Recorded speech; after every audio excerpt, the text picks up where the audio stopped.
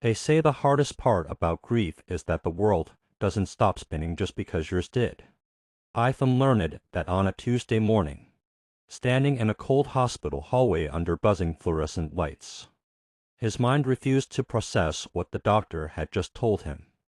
His wife Maya was gone. Complications during childbirth. They tried everything. They were sorry. He stood there with a diaper bag still slung over his shoulder, thinking maybe if he just waited a bit longer, the doctor would come back and say it was a mistake, that Maya was fine, that she was holding their baby, smiling the way she always did, her eyes crinkling at the edges. But she wasn't, and she wouldn't. In his arms was their newborn daughter squirming, crying, needing everything. The only person who could make life feel like a melody was gone. Just like that. Before death stole her, Maya was sunlight on skin. They had met in college. She was studying art and sketching in the corner of the campus cafe when Ethan, an engineering major, spilled coffee near her table. She didn't flinch, just looked up and smiled as if the spill was all part of the art. They fell in love slowly, then all at once.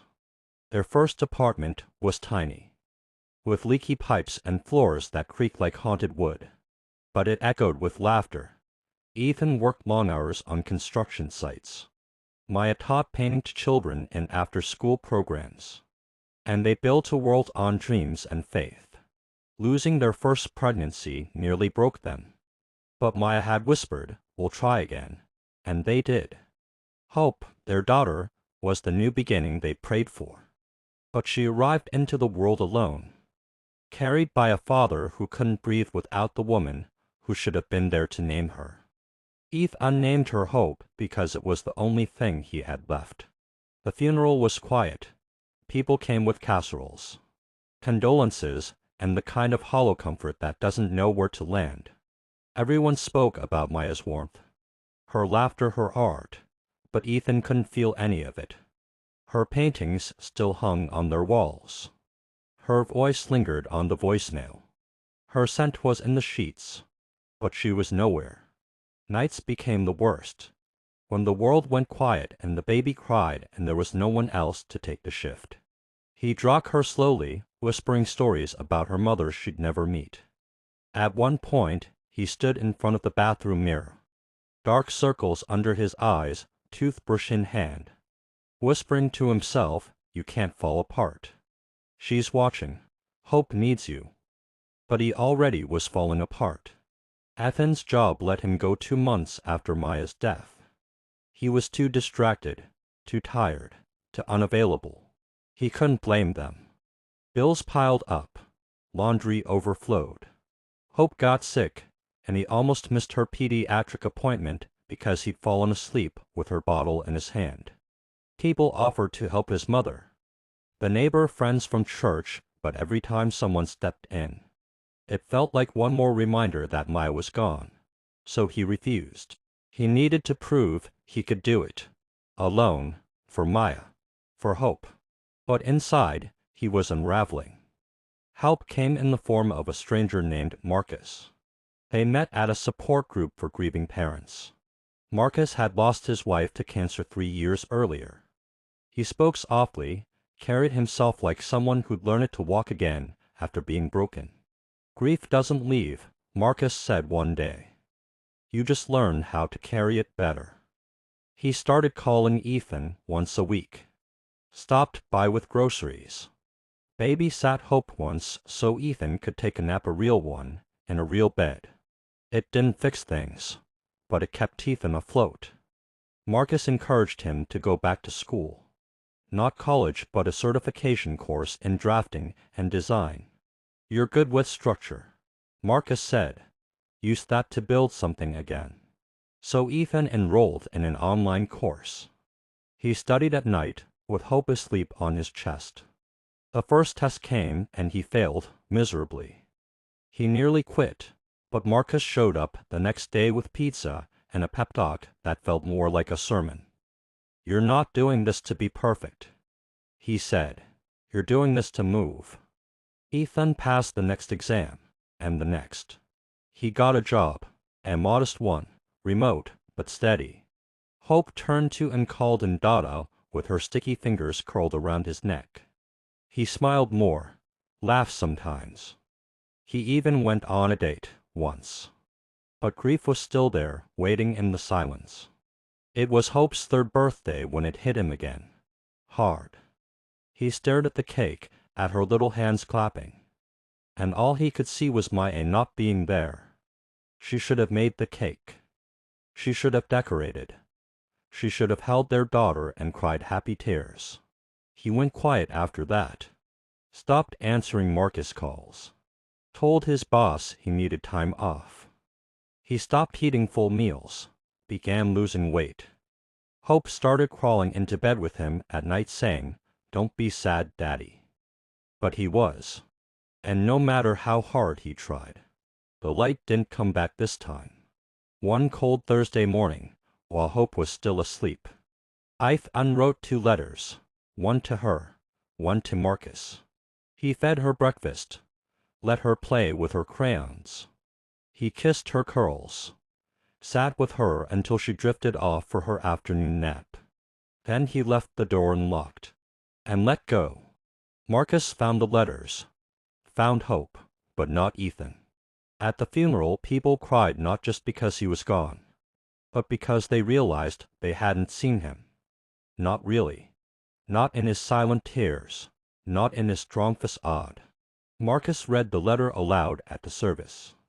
To my daughter, you are the light of my life. I tried to hold on. I did. But sometimes grief is heavier than we can carry alone. You are love. You are possibility. Please forgive me. Dad. Hope lives with Marcus now. She keeps a small locket with her parents' photos inside.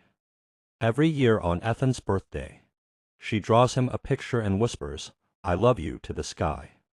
Ethan's story became more than grief. It became a reminder that strength is and always loud, that smiles can hide silence, that even the best fathers, the strongest men, the most loving hearts, need to be seen. And sometimes love isn't about fighting harder. It's about knowing when to ask for help. A few weeks after the funeral, when the world had returned to its usual noise and the casserole stopped coming, Marcus found himself in Ethan's apartment. It was quiet, but Hope was napping in the next room, curled up with her stuffed rabbit and a blanket that still smelled faintly of her father. The drawer in Ethan's study had always been locked, but now it was Marcus's to open. He slid it open gently, expecting paperwork or receipts. But instead, he found memories, painfully delicate ones. Dozens of crumpled notes, some scribbled on napkins, others on the backs of receipts. There were sketches of Hope in all her stages: baby, toddler, preschooler crayon-ed versions of her smile, her curls, her tiny hands. There was a small voice recorder.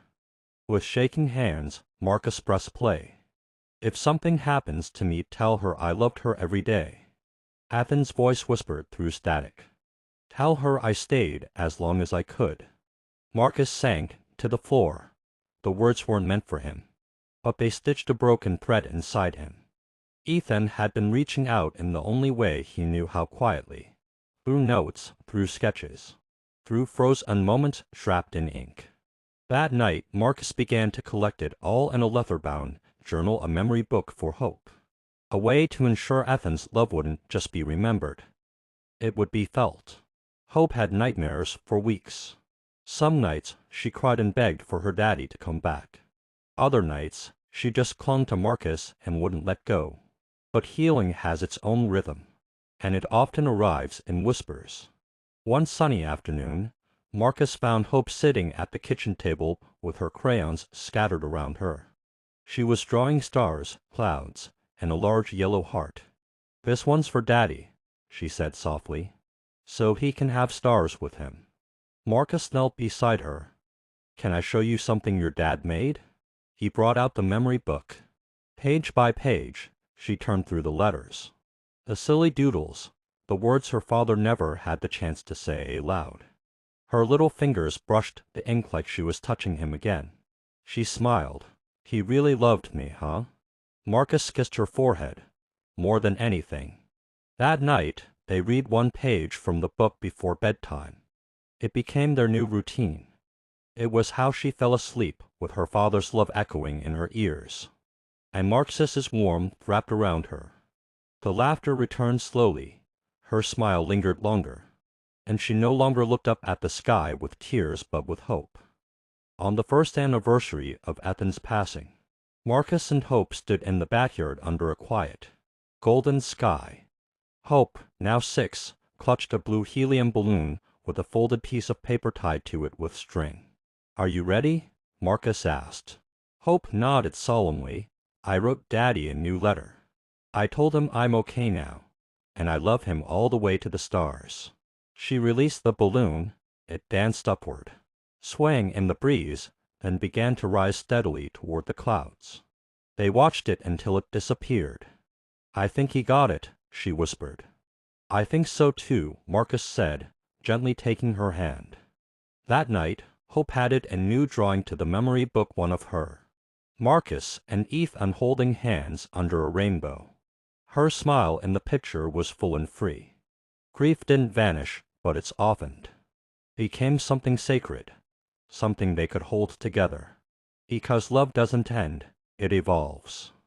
And in every drawing, every page, every whispered "I miss you" Ethan's love lived on. Please subscribe to our channel to show your support. Like, comment, and share with your loved ones.